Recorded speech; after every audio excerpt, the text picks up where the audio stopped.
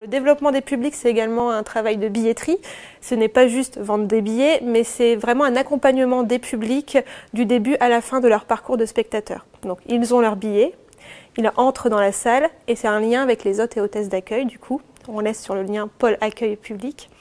C'est les accompagner, c'est le choix aussi des spectacles, parce que certains spectateurs viennent avec vraiment un choix particulier, mais d'autres veulent un conseil parce qu'ils savent, voilà, que nous on a des petites astuces et des infos sur les spectacles, et du coup ils nous demandent notre conseil pour les spectacles. Quand on a un lien particulier, on commence à aussi connaître leur nom. C'est toujours assez étonnant quand je dis bonjour madame Untel, ils sont très très contents parce que forcément ils se sentent privilégiés, un petit peu VIP, et on apprend à les connaître, on connaît leurs habitudes.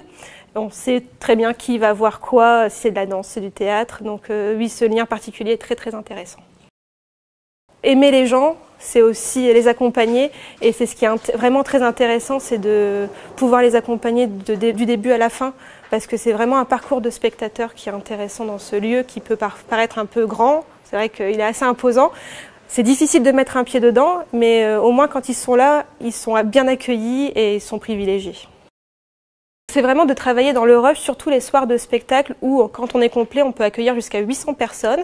Donc il faut savoir être un peu polyvalent au niveau de la billetterie, c'est qu'il faut gérer à la fois la vente de places le soir même, mais également gérer les groupes qui viennent, les retardataires s'il y en a, et du coup on doit voir avec les hôtes et hôtesses d'accueil pour savoir si on peut les accueillir dans la salle, si la compagnie veut bien. Être très dynamique parce que ça va très très vite, et souvent après une entrée en salle, c'est et on se dit voilà, l'adrénaline est passée, et du coup c'est très très exaltant parce que forcément on voit plein de nouvelles têtes ou des têtes qu'on connaît, et du coup on peut les interpeller, c'est vraiment très chouette, et on sent qu'ils sont chez eux surtout, et c'est là les moments intéressants. Mais c'est vrai qu'après le rush des 800 personnes, on souffle, on fait sa caisse et puis on ressort avec le sourire.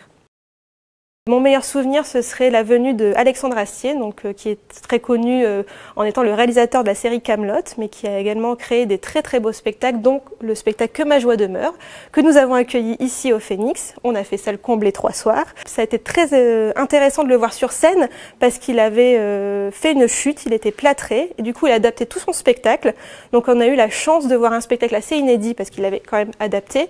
Mais c'était juste une performance dingue, digne du roi Arthur, et ça a été vraiment un de mes plus beaux souvenirs parce que c'est quelqu'un que j'admire énormément, mais évidemment il y en a eu beaucoup d'autres.